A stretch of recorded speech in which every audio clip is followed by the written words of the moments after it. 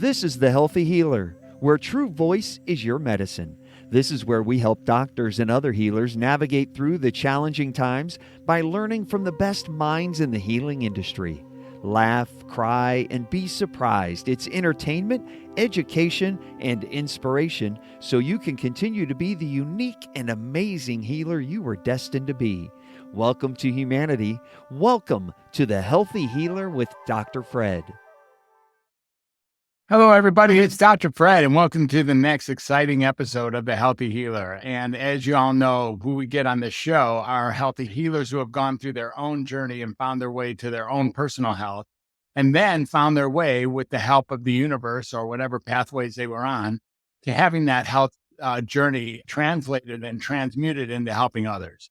The healthy healer are people who have actually been through a life, gotten whatever they've gotten in that life, usually use that life to shift whatever direction they were going in the first place towards a direction that's aligned with who they are at their core values, and then find the magic, the actual magic of moving this life into a helping situation, into a situation where they can use their experience to move other people forward, as what healers do, optimizing people's lives using unique skill sets that are developed over time. So today is no exception. In fact, we may have the poster child of someone who meets that criteria today. I have with us Margie Breault. Now, do not spell that name B-R-O because that's not going to work. And don't even go with B-R-A-U because that's not going to work. And in fact, don't go with anything you think starts with Bro, unless, of course, you're from like the north of France, in which you can get. That name is B-R-E-A-U-L-T. And so Margie is with us today and is going to tell us a little bit about her very unique journey, about how she got to be who she got to be. And just tapping on her bio a little bit, some of the things that she wanted me to know about her is that she's an illuminator of paths, a mentor of transformation, and a guide to inner empowerment. Now, she's not only a root teacher, she's also a medium, an energy healer, and a community leader. And she uses all these skills to bring out a unique blend of spiritual wisdom and practical insights to her client. She has an amazing array of skill sets, most of them obtained through her own life, but many of them obtained through actual formal training with some of the top-notch people in her particular fields. Other areas of world and life that she has dabbled in and uses in her coaching skills, and she'll correct me if I'm wrong here, is her natural law, Reiki, crystal healing, synergy of sound, mindfulness, meditation, aromatherapy, bioscalar energy, oral transmission, embodiment, shamanic energy, and manifestation practices. She studied with some great people in the world of root teachers at Fairhaven Healing Arts. She's also pursuing her own education at this point, formal education as an organizational psychologist, as well as getting leadership training and life coaching training at the Transformational Academy. Her own healing journey is what we're going to tap on. And instead of reading that from the bio, I'm going to waste no more time and just introduce you all to my amazing guest today, Miss Margie Breault. Margie, thank you for being on The Healthy Healer. Oh, Fred, thank you for inviting me on as a guest. And I am so excited to be here today and to share pieces of my journey, because I feel like when we share the pieces that we've transformed from and the places that we're still in the process of healing, because healing is a journey, not a destination, that we can help other people really tap into their own healing journey and be able to transform their own traumas and limitations that they've been operating in for a long time. So thank you again for having me. Yeah, so let's talk a little bit about that. If you've listened to any of my podcasts before, one of the things you'll know is I have a simple question that really lines us up to begin with. I call it my 9-letter question. It's grammatically correct, and there's about 9 silent letters in your last name. You know a little bit about 9 letters, and here's what we have. 9 letters meet, and those words are 3 words, and here they are. Margie Breault, who are you? Oh, who am I? I am so many things. I'm a multi-dimensional human being with multifaceted talents and interests. But really, to get to how I uncovered all of that, you have to understand where I started. And what brought me to my own healing journey was being extremely disconnected from myself. And that was done, maybe not intentionally, but definitely by design. Um, when I was younger, starting at a really young age, my mother used to have a really hard time taking accountability. She has her own mental health issues and is going on her own mental health journey her whole life. And anytime I would challenge the truth that she wanted to believe or make her uncomfortable with my feelings, she would make me look in the mirror and tell myself that I was a liar. So if I told her that she made me upset and she didn't like that, she would tell me I was lying and I would be forced to look in the mirror and tell myself I was a liar. If Wow. I pointed out something that she did that I didn't like, she would tell me I was lying.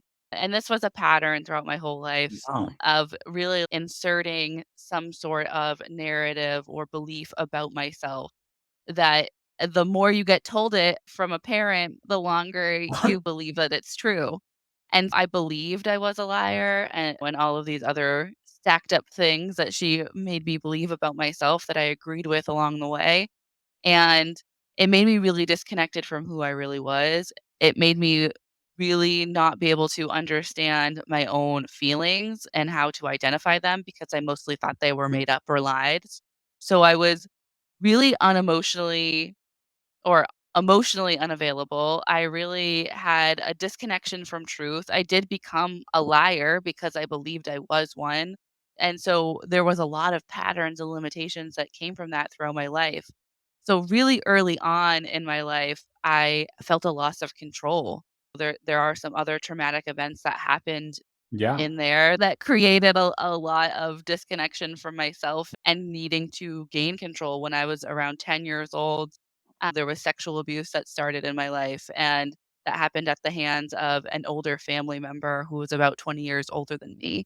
And that happened for a long time. And so when I was really young, I think around 11, I started doing things to try to gain some control. So I also danced when I was young. So I started purging food. I started restricting how much I would eat because it was a sense of control, a way for me to gain that control over my own body and my bodily autonomy. And then to really curb or control the mental and physical pain I was experiencing, and really the emotional pain I was experiencing, I started cutting my body because I didn't know what to do.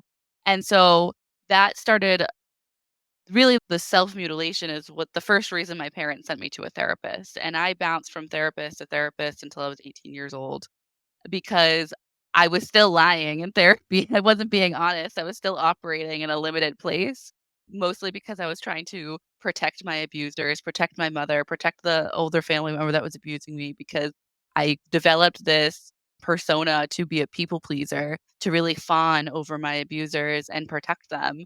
And so that was also a trend that happened in my life. And in my early 20s, by the time I got there, I was in a bar room from Thursday to Sunday. I was working 3 jobs, and really it was all a matter of keeping me disassociated from myself so that I didn't have to sit with my feelings or my thoughts or really start to uncover some of the things that I was experiencing and really get to the core of those limiting beliefs. The therapy allowed me to be really self-aware as far as, like, how I could talk about my emotions. I You would never know that underneath there was a tremendous amount of suffering. You would never know that I was lying all the time, that I had an extreme amount of anxiety, that I was extremely depressed, and that I was still harboring a lot of this trauma. None of it was actually being released from my field. And so in my early 20s, a friend of mine introduced me to Reiki for the first time. So it's the first experience that I ever had with energy medicine. And so I started getting Reiki sessions done on myself regularly. And in the moments that I was there, and even a couple days after, I would feel this really great movement of energy. I would feel relaxed. I would feel that sense of calm and peace and a little more connected to myself. But because these tools weren't being given to me to understand myself more deeply, it still felt like a passive healing experience. Like I wasn't really getting to the root of my trauma and I wasn't being given tools that I could go and then practice myself. And I had a babysitter that has a kid who had been following me on social media. And she was like, "You know what? I think it would be really great if you started learning the theory behind all of the stuff that you're doing. I think that would allow you to better connect with it." And so that's when I started taking classes around energy medicine. So I started with Reiki 1, Reiki 2, then went Reiki Master Teacher. And from there, I just really wanted to absorb as much wisdom and information as I could because that is when the true uncovering began, when I was really able to see the theory behind some of these things that I was experiencing on an energetic level, on a frequency level. And so then I started to dive in headfirst, learn about everything I can. So I was learning about aromatherapy, I was learning about shamanism, I was learning about mindfulness and meditation techniques, and really trying to figure out how I could bring those practices into my life and how I could action all of the wisdom that I was uncovering. What was I going to do with all this knowledge? And around that time, I also was introduced to the Svaha Yoga and Synergy of Sound Academy, which is where I take a lot of my classes now, and I actually teach with the academy now as well. And that is the first time I ever heard about natural law. And so my first class, I was going to a natural law class, and a lot of people hear about like natural universal law. It's usually they know about the law of attraction and manifestation because it's the most sexy and alluring thing. People want to attract and manifest these things into their life with really no awareness of the other laws that support being able to manifest the things and attract the things into your life that you want. And so when I went into this natural law class, really only knowing those things that people typically know in that journey. And they weren't talking about those things at all. They started with talking about what natural law is.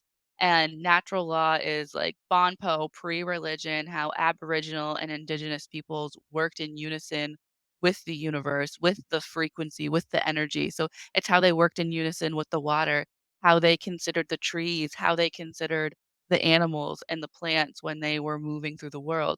And it's how energetically the universe, untouched, interacts with each other. And so bringing your life back into that state of balance, following the principle of ahimsa, which is first harm. And if you know that we're all connected vibrationally, then you're not going to want to do harm because you understand that we are everything and everything is us.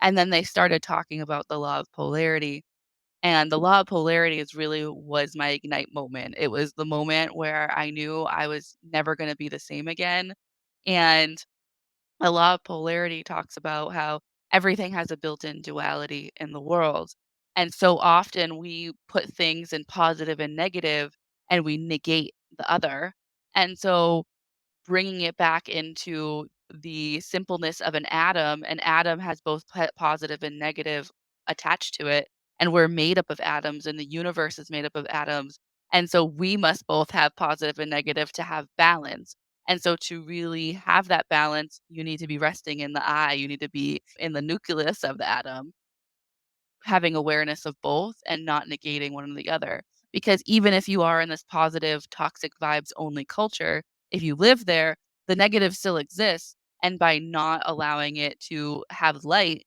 we are still causing and feeling suffering, even if we're not saying it out loud. And so I was really in a positive projected place at that point. So I really like stuffed down quote unquote negative emotions. I always wanted to have that high pitched customer service voice. I didn't want people to know anything was wrong. I always looked at the good side, the positive side, the light side, but that is not reality, and there was still a lot of suffering there. And learning about that really uncovered a whole new path for me to move in the world. And so I went on that path of learning and uncovering more about natural law and how to use it in my life. Now I teach workshops about natural law. I put it into all of everything that I do, and I take again, I have taken a lot of classes with the Svaha Yoga and Synergy of Sound Academy. The founder of that academy is Lisa Shwari Murphy, and she's also one of my mentors and one of my healers. I learn a lot from her, all downloaded by oral transmission. And that is also how I teach. I bring all of that into everything that I do, whether it's in my family or working with clients or just all the volunteerism that I do in the community. That is a phenomenal story, and thank you. And I took some copious notes while you were talking, and I get certain flashpoints in your life that are excuse me, have been really important. It's almost when you start looking at your life that you can see that your life has been lived in both the dark and the light as well. So you had a period of time that was dominated by dark. And you had it that whether it was being abused or being misused by your mother or by yourself, by the incongruence between who you really were versus who you were saying you were versus who you became as a function of saying that you were that person. And all of that disjoint and inauthenticity led to a set of experiences in your early 20s that had you, had taking on a bunch of jobs and be dissociating naturally and also probably intentionally through drinking. The whole idea of separating yourself from this experience of being so disjointed and so disintegrated. And then it's almost like the world itself twisted you around with this gift from this so-called friend that you had to touch into the power of what Reiki healing can bring. And you had you didn't even learn it, you experienced it as something for you, like that Reiki healing actually altered your life fundamentally. You felt the energy moving and you knew there was something real here. And then another friend, it sounds like, not even the same friend, lets you know that there's an opportunity here for you to get deeper and richer into these healing arts by understanding and studying the theory, which just grabbed you and took you down this amazing rabbit hole of really getting the answers, or getting maybe not answers. I suppose most people I know who would say about answers that if you found the answer, you just simply got off the road. That's all that happened, because there's not fine. And it seems like you just explored deeper forms of energy healing. And I know you did work, I think you did work with water and work with energy and work with really looking at HIMSA. I didn't realize that HIMSA was first do no harm. That's so interesting. I never had put that together. And oftentimes, to tell you the truth, the Hippocratic Oath is wrongly associated with those 4 words, which are not naturally in the Hippocratic Oath, as it turns out. So the first do no harm predates Hippocrates, of course, and something very interesting in that. Then we move ahead to this natural law. And you're right. I think everybody knows at least what the words mean, or what they think the words mean, in the world of manifestation / law of attraction, and bring into your world that which you create for yourself through your words and your actions. I suspect I'm not entirely well versed either in that area. And it sounds like there's a whole playground and whole ecosystem of natural law that helps one understand this key law that sits in the middle of that somewhere, called the law of attraction. So then you became someone who not only knew all of that, but then began to be able to not only see one and not only do one, but to teach one. And then you became a leader in the field, one who could actually ascertain and run this stuff through your own experience, and then be that for others, which it sounds like, as you said, when you were talking about who you really were in the first question, actually the only question that I had asked up until now, is so important that you get to use your multidimensionality and your multifaceted nature to actually help others. And that's what makes it worthwhile for you. The Swaha Academy and the law of polarity becomes so important to you over time. And whether that's through the I Ching, or whether that's through yin yang, or whether that's whatever it's through, the idea of lightness and darkness coexisting naturally. And therefore it's like useless to try to pretend that darkness isn't part of the whole game, that the uncomfortable doesn't come with the comfortable. And, really taking on the truth and the universal nature of the duality and the polarity and the binary nature of really all things in the universe, not just atoms, but literally the whole, you could say it's the whole, what's it called? The I Ching has 64, what are they called? Oh, can't believe I'm forgetting this word. Anyways, so there's the up and down, black and white, dark and light, etc. nature of everything. The good and bad, the female and male, the sun and the moon. There's so many different binary natures here. And I'd love to hear a little bit more about, now that you're here, what do you see for yourself now in bringing this to your customers or to your clients, to your friends, to your family, to yourself? Where is this headed? What kind of world do you find yourself living in? It's complicated out here. I hope you've noticed. There's a lot of challenges and a lot of obstacles that the natural modern human being really has to take into consideration. How does your work assist people in taking on the challenges of our present day life? Yeah, that's a great question. I think through my work, really all of that uncovering was for myself to be able to identify myself more clearly, which then turned into me wanting to bring it to others.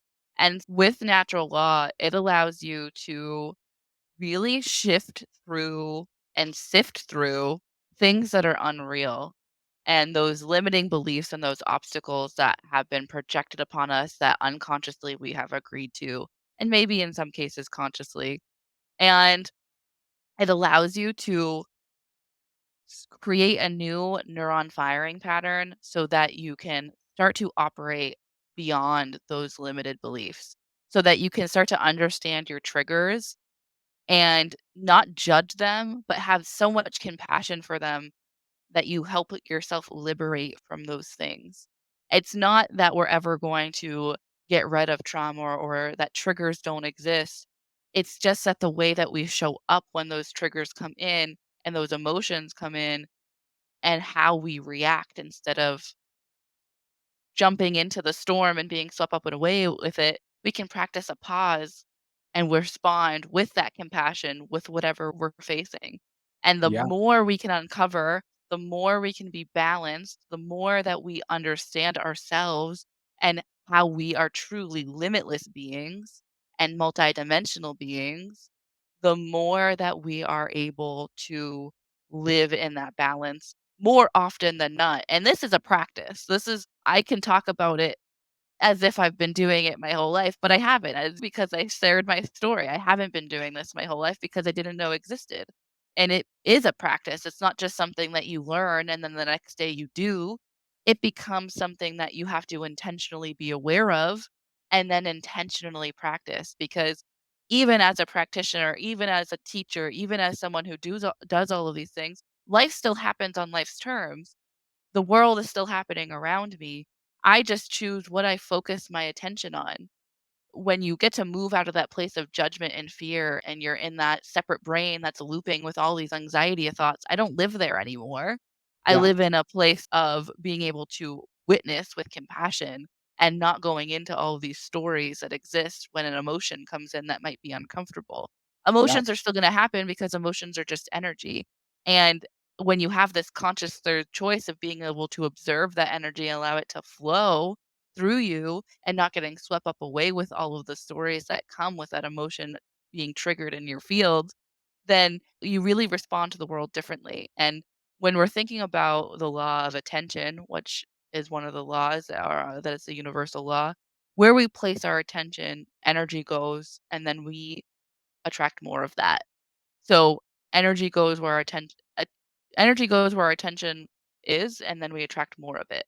So if we're focusing our attention on all of the heavy and dense things that are happening in the world that we cannot control, then we are going to be attracting more of those things into our life, into our Yeah. immediate, because that's the law of cause and effect, right? Our thoughts, our values, our morals, our beliefs, how we're talking, our internal talk really helps create our external reality. It's an effect of how we're moving in the world. It's an effect of our beliefs. So if we're believing in fear, if we're believing in doubt, if we're moving in those patterns, we are going to be attracting at that level, right? So even if you know all about the law of attraction, if you're still in this separate mind, this place of ego, and the ego, I don't mean egotistical, ego as in fear and judgment and limit and working in those obstacles, right? You're going to be attracting obstacles. You're going to be attracting things to be feared, things that to have that would cause you worry. If that's where you're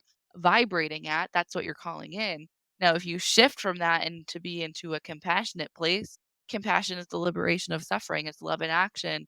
It's joy. It's gratitude. It's living in a place where you are staying balanced, equanimity, which is a state of balance time and time again, no matter what is occurring outside of you. You're not swayed either way.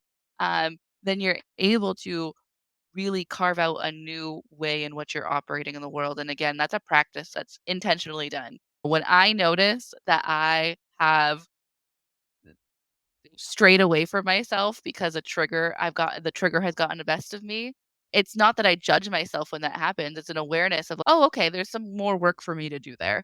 Yeah. There's an illuminated spot that needs to go a little bit deeper. I need to put on my headlamp and get my excavator and go a little deeper into this darkness and figure out why that triggered me to react this way.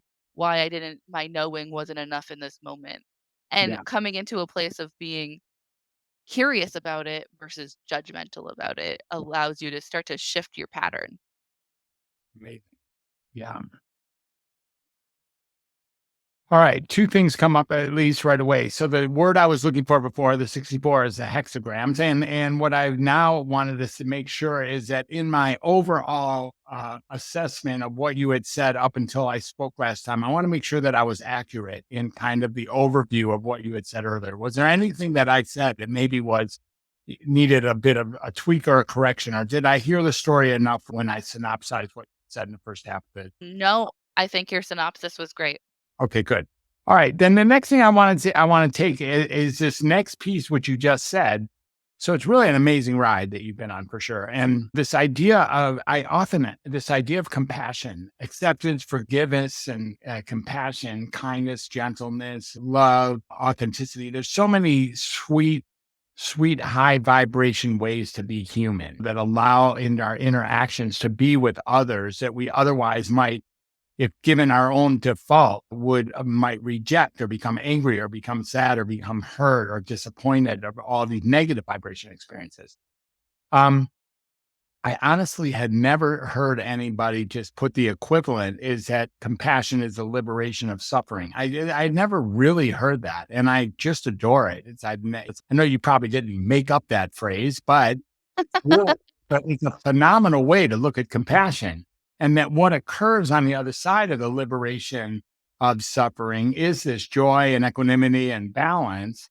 And inside the world of really getting that you get what you manifest in whatever direction you're manifesting, and then being able to be curious instead of judgmental in our experience of that, such that we can put the headlamp on, go a little bit deeper, and bring a new sense of what the world is for us forward so that we get a world that is attracted to the world that we desire, is a magical way to go through the world.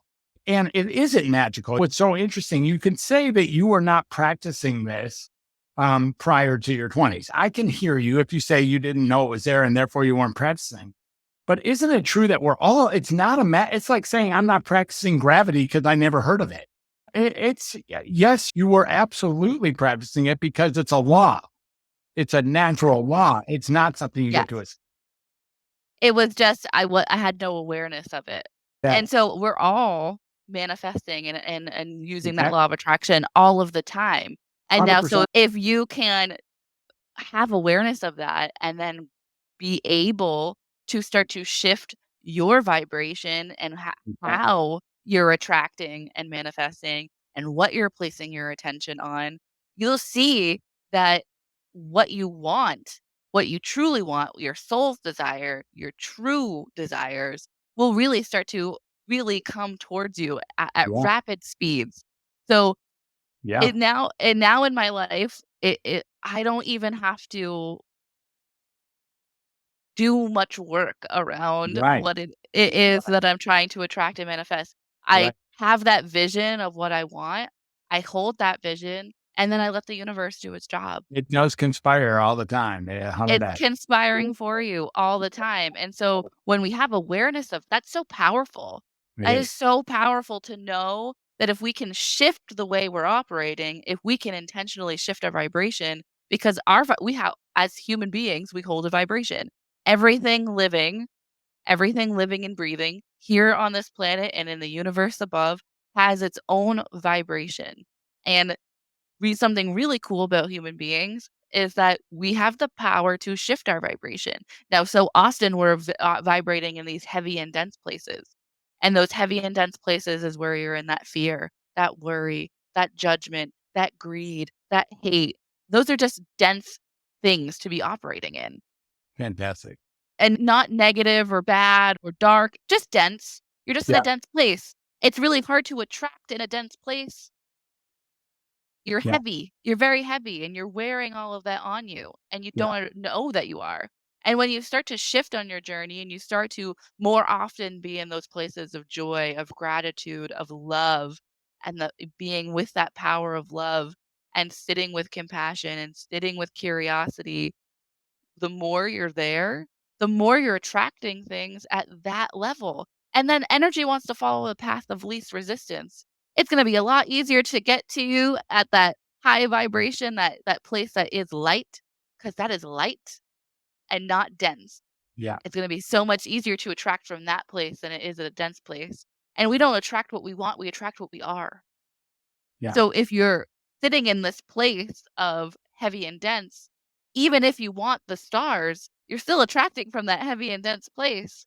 And even if you get the things that you want that you're trying to attract, if vibrationally you're not in a place to receive them, they will leave just as quickly as they came in. Yeah. Beautiful. I'm really moved by how well reversed you are here, that you're clearly living in this world and you're walking the walk with that you're talking, and who you are as a teacher, as a leader, as a coach, as a facilitator of this work is extraordinary. So how can people, if they want to learn a little bit more about you or about what you're talking about or follow your footsteps or maybe get a call with you, how do people reach out to find you? Yeah, absolutely. So people can visit my website, which is www.prismofbrilliance.biz, which is not something you hear commonly. Usually people hear .com, but I'm .biz. They can follow me on Instagram or Facebook. I'm Prism of Brilliance on both. All has my contact information, my email, and my phone number, so they can feel free to reach out. If people are interested in starting to be on their own journey and learn about some of these modalities that I've had the opportunity to learn about and that I also get the opportunity to teach about, look at the Svaha Yoga and Synergy of Sound Academy. It's svahaacademy.com. There are lots of different tracks you can take, whether you're interested in just the energy level medicine basics, if you're interested in Reiki, if you're interested in sound healing, if you're interested in the ancient art of channeling, which is mediumship, if you're interested in shamanic practices, there's a place for you to go. And you can learn from the teachers that I've had the opportunity to learn with and grow with over the years, and maybe even have a chance to learn from me. I also do my own one-off workshops and I do one-on-one clients both virtually and in person. So even if you're not in the same state as me, you have an opportunity to see me. And if you're interested in that, feel free to go to my website and reach out. Awesome. Margie, thank you so much for enlightening us today and really bringing the light, bringing the lightness of light to us. And so truly beautiful. Truly appreciate you very much. Thank you for being so articulate and grounded in what you teach. It's not simple to put this stuff into words. You've done a great job, and I really appreciate you. And thank you for being an esteemed guest on healing, the healthy healer. Really great to be Thank you, Dr. Fred. It was great to be a here. guest. And again, thank you for having me. Of course. Bye for now, everyone. Catch you on the flip side.